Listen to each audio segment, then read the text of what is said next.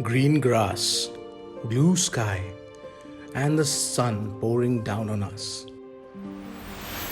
But here I am, waiting to get out onto the track. For what, you ask?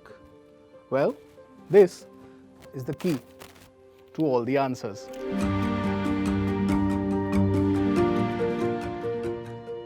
We had a blurry vision of what this car was all about. But now that we have the keys to it, we'll have a clearer picture of exactly what it's about. Yes, I'm talking about the very highly anticipated car from the Mahindra stable, the XUV700. So first, let's clear your doubts about the design, because when pictures leaked online, the reactions were Of shock! Our social media handles actually lit up that day, and it was just crazy keeping up commenting on all of them, because everyone had an opinion of what the car looked like. Well, now that we have it in the flesh, we can see it. It's pretty much the same that we saw in the pictures, but It's an evolution of the XUV500. You can see the bulk on the hood, you can see the chrome all over, splashed all over the car, and of course the very signature feature of the LED DRLs, they are bigger than they were in the XUV300. Now you also have the new logo on the car, which of course you know that is the first car to get it. But all of that said, it's longer than the XUV500. It's not as tall as it, but shorter than the XUV500. But the width remains the same. However, the wheelbase has increased drastically. Now, if you look at the profile of the car also, you'll notice that it squats a bit, and that's where you see that it's shorter than the XUV500, but the ground clearance remains the same. So let's take a look at what's at the rear of the car.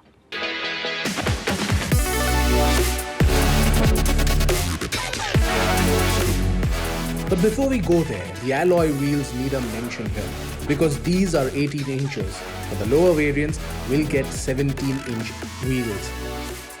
And that just enhances the stance of the SUV.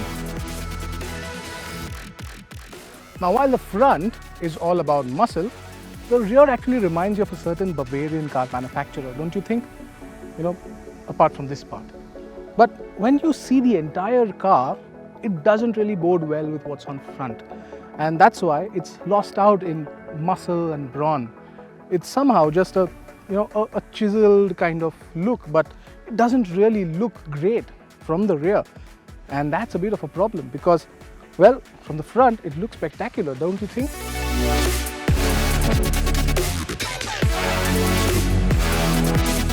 So yes, we are a little put off by the design and we wished it had more flair. But it's got all that and more on the inside.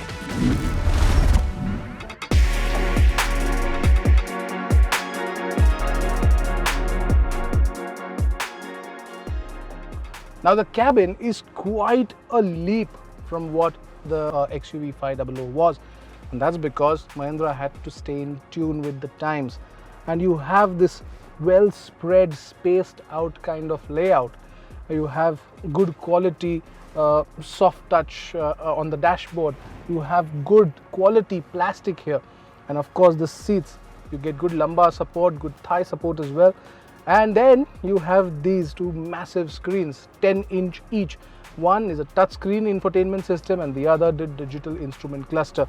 You also get a lot of features like wireless charging. You have Apple CarPlay, Android Auto and navigation as well, and you have a smart air filter too. And then you get a massive panoramic sunroof. Yes, Mahindra claims is the biggest in the segment. So all of that makes it a very tech heavy car. And yes, the XUV700 is a connected car too. It has an integrated SIM in it. The graphics on the two screens look stunning, and yes, it's a connected car as well with an eSIM. But none of the features work right now. But the brain behind all the new tech is called Adrenox. And the fact that it gets a mention as a badge on the car, we can't wait to see how it performs.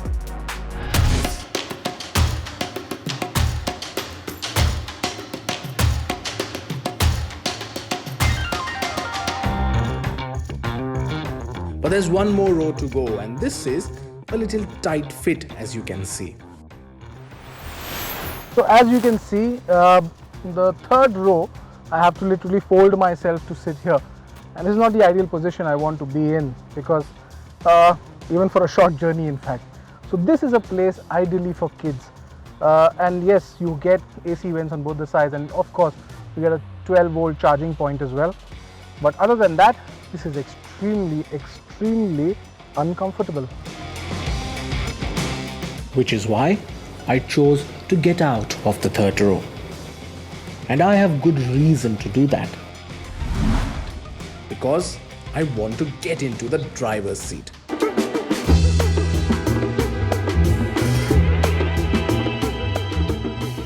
Well, we got limited time with the car, but we got to drive the most powerful one in the lineup, the Turbo Petrol.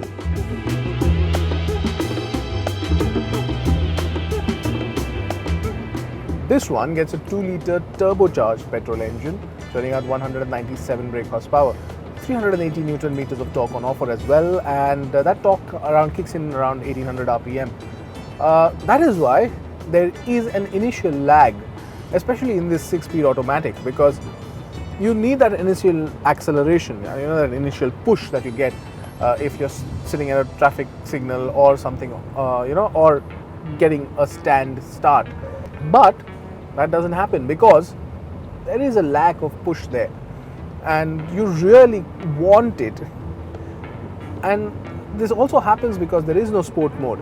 There are no modes in the car. There is no flappy paddle gearbox. So that correction does not happen, and that initial lag really hurts. But once it's in its rev band of, say, between 2000 and 3000 RPM, that's when it's happy, and that's where you have to keep it. But it's a pretty noisy engine too. When I put my foot down, there you go, it is pretty noisy too. But the overall experience as such, because we are in a controlled environment and driving it, it is pretty good. It is, and it is powerful.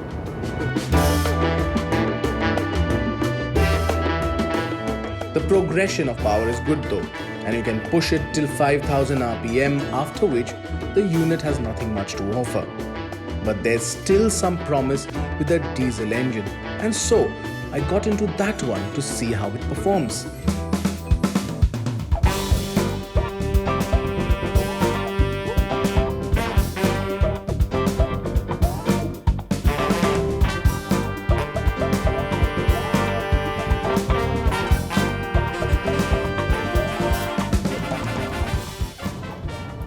When I was driving the petrol automatic, I told you there were no driving modes, and that's why sometimes the initial acceleration suffers. Well, some of you might say, okay, but we saw that story that you all did about it being zip, zap and zoom, and what are those?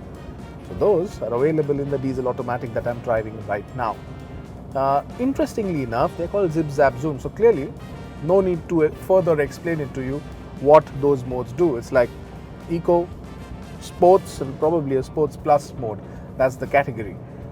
And you see that immediate reaction that the engine has. Now, that's 2.2-litre turbocharged diesel engine, which churns out about 182 bhp, and there's 450 Newton meters of torque in this automatic, which kicks in at around 1800 RPM again.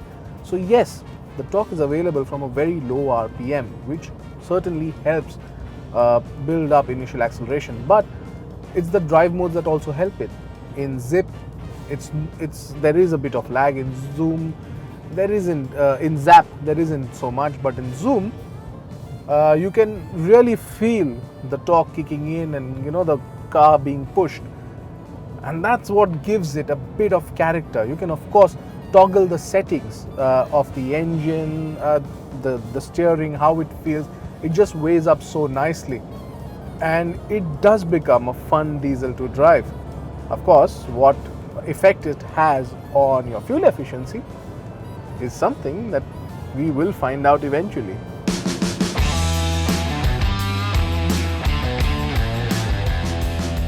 Well, I drove the two automatics. We know the track is not the right place to judge how it drives on the road, but at least we can estimate it thanks to the few laps we got around the track.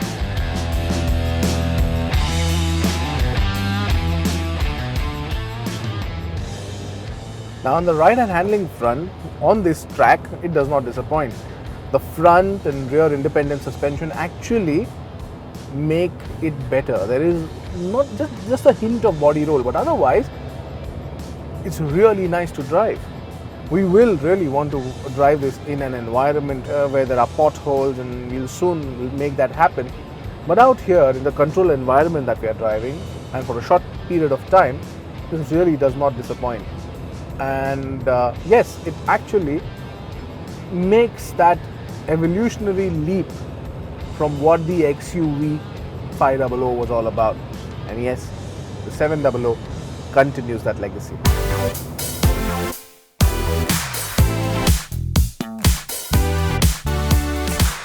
There's one more aspect we want to dwell on, and that's safety. Because Mahindra's focus with the new products has always been about just that.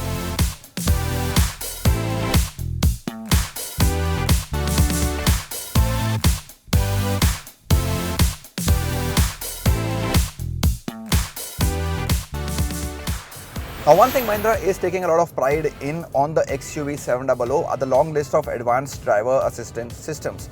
Now, let me tell you about some of them. First is the lane departure warning or lane keep assist.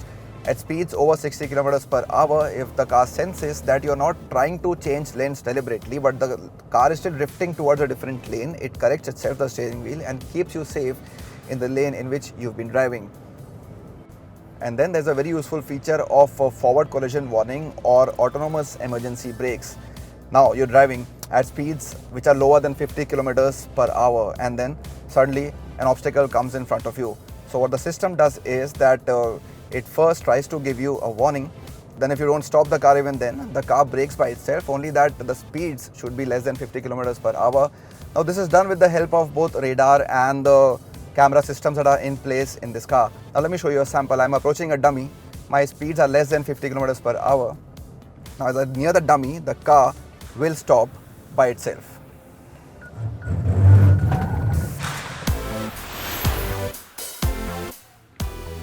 The XUV700 marks Mahindra's entry into the connected car world, and it brings a host of changes when it comes to vehicle development.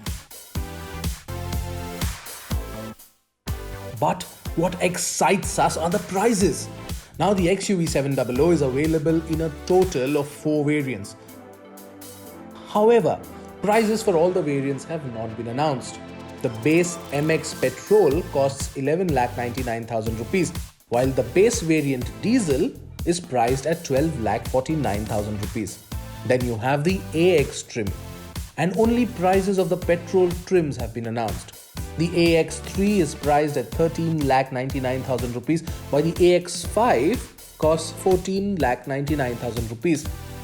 The prices of the other 4 variants will be announced at a later date.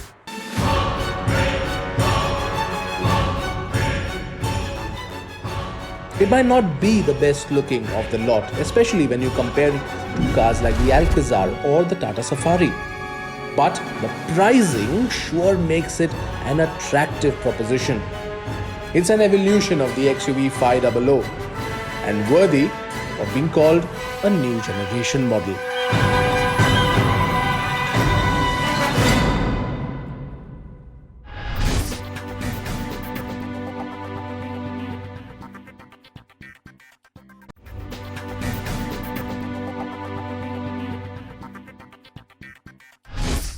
Big news coming in from Mahindra, a brand new logo that obviously points to a new direction. It's also a very sure sort of a look at its SUV portfolio that's going to start coming into its own. Always an SUV specialist, no doubt, but really the focus that we're seeing from Mahindra as we go forward into a new era of modern vehicles, well, that focus will only become stronger. That's what this new logo tells us, but it tells us a lot more as well. Let's get more on that from the man who needs no introduction on our platform for sure, and certainly is someone you know very well. There he is. It's Pratap Bose joining us right now. Hi there, Pratap. Hi Sid. Hi Sid. Lovely to see you after a while. It's been a while, of course. The first time we're meeting since I joined Mahindra's 5 or 6 weeks ago. So it's always a pleasure to talk to you and, of course, all your listeners, viewers, fans, fanboys and girls, name it. You've got such an incredible following. So always nice to speak to you, Sid.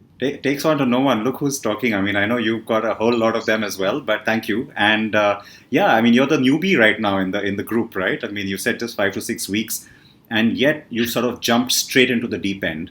A new logo, a brand new car coming very soon, the XUV700. So lots to talk about. I'll jump straight into it. New logo. I think that is the big announcement of the day. There is a lot of excitement around it because some people saw it coming, some did not.